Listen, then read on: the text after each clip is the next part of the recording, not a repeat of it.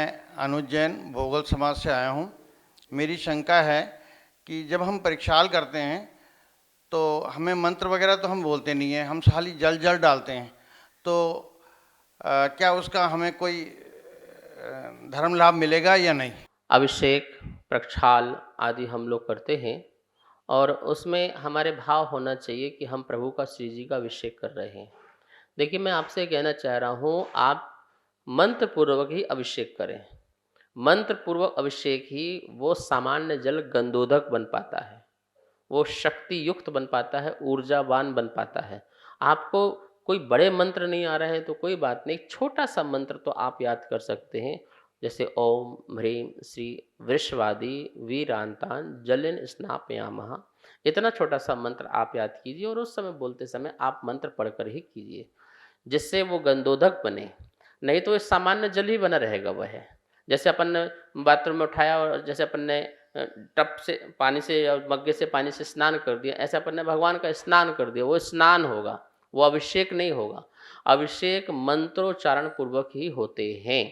फिर भी यदि आपका मंत्र का उच्चारण नहीं हो पा रहा है तो आप मंत्र की भावना रखते हुए नमोकार मंत्र बोल लें, कोई भी छोटा ओम रीम अरहम नमः बोल लें, कोई भी मंत्र बोलते हुए आप शांति मंत्र बोल लें। जो भी आपको मंत्र याद हो उस मंत्र को बोलते हुए पवित्र भावनाओं को रखते हुए आप प्रभु का श्री जी का क्या करें, अभिषेक करें। ऐसे बहुत सारे लोग आते हैं जो मंत्र नहीं जानने के कारण वो पीछे हट जाते हैं, पर मैं आपसे ये कहना चाहूँगा कि यदि आपको फिर भी नहीं आ रहा है तो आप करना तो प्रारंभ कीजिए। आप प्रभु का अभिषेक करना प्रारंभ कीजिए और करते करते करते करते देखते देखते जो है आपको भी आना प्रारंभ हो जाएगा। अभ्यास से क्या नहीं हो जाता है, हर चीज़ की प्राप्ति हो जाती है। अनपढ़ व्यक्ति भी स्वाध्याय सुनते सुनते बहुत बड़ा स्वाध्यायी बन जाता है, बहुत बड़ा ज्ञानी बन जाता है। तो आप भी नहीं आ रहा तो कोई बात नहीं, लोगों के साथ लग जाओ, सुनो, उनको सुनते सुनते सुनते आपको भी आना लग जाएगा। यदि आपको सीखने की इच्छा होगी, लगन होगी, तो आप कुछ भी सीख सकते हैं और अच्छे से अच्छा कर सकते हैं।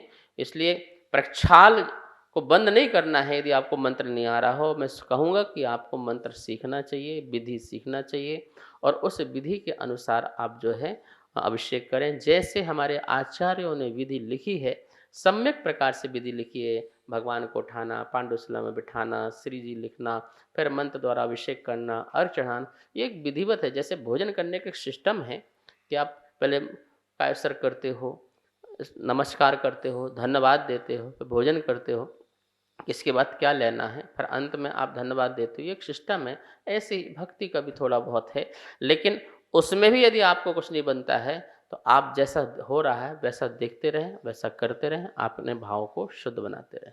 नमोस्तु महाराज जी, मैं चैन रूप जैन भोगल मन समाज से आया हूँ।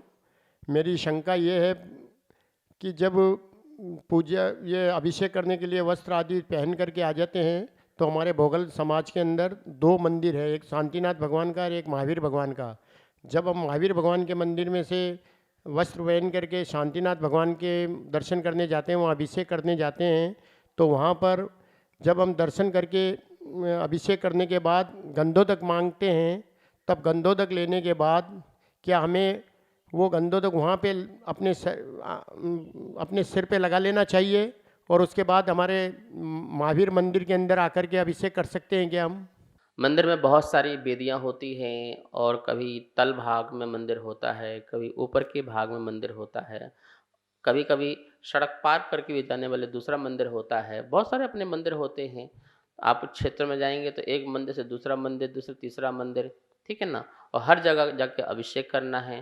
अब आप कहो कि हमने अभिषेक करने के बाद जब पूरी विधि हो जाएगी तो हम अभिषेक लेंगे, ठीक, तो हम फिर कितने सारे मंदिरों से हमारा अभिषेक छूट जाएगा, मतलब गंधोदक नहीं मिल पाएगा। तो ये आचार्यगण कह रहे हैं कि आपको ऐसा नहीं विकल्प लाना है कि हम बाद में ही गंधोदक लेंगे।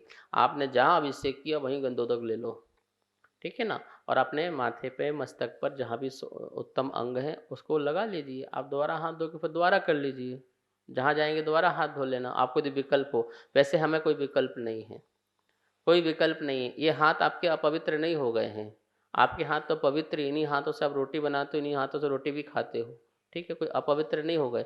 एक बार जल से धुल गए तो धुल गए, साफ हो गए। अब इसको इतना ध्यान रखना है, जमीन में मत लगाओ, यहाँ वहाँ मत लगाओ, इसका ध्यान रखो। तो आपने भगवान का जैसे ही अभिषेक किया और आप उससे गंधोदक लेकर के लगा सकते हैं। फिर दूसरी वेदी में जाओ, वहाँ अभिषेक करो, वहाँ गंधोदक लो, फिर लगा लो। तीसरी वेदी में जाओ, वहाँ अभिषेक करो, गंधोदक लो, फिर लगा लो। कहीं कोई दिक्कत नहीं है। हमने अभिषेक किए ही क्यों है? वो मंत्र युक्त प्रभु की रज पाने के लिए ही तो किया है कि हमें प्रभु की रज मिल जाए, चरणों की रज मिल जाए। वो रज पाने के लिए हमने यह उपक्रम किया है। तो इसमें कोई कायदे कानून नहीं है। जैसे ही गंधोदक हुआ, चरण छू करके उनके रज ले लो, अपने मस्तक में लगा लो, कहीं कोई पाप लगने वाला नहीं है। और ऐसा ही होना चाहिए। आपके मन में इस प्रकार का यदि विकल्प आए तो इस विकल्प को दूर करना। औरों को भी मैं समझाना चाहता हूँ कि रोक टोक बंद करें भैया, मंदिर में लोगों को आने दें, अपना धर्म ध्यान करने दें। रोक टोक ज़्यादा लगाओगे तो इस प्रकार से लोग जो है आना बंद कर देंगे। उनकी भक्ति है, अभिषेक किया, गंधोदक लेने की भक्ति, अभिषेक करते करते में गंधोदक लेने की भक्ति। दो, एक छोटा बच्चा आया सुबह सुबह अभिषेक के समय, अब उसको स्कूल भाग रहा है, अब बोल रहे हैं हम अभिषेक हो जाएगा, पूरे अर्घ चढ़ जाएंगे, लास्ट में फिर हम साफ सुथरा करके फिर गंधोदक देंगे। वो बच्चा तो चला ही जाएगा ना।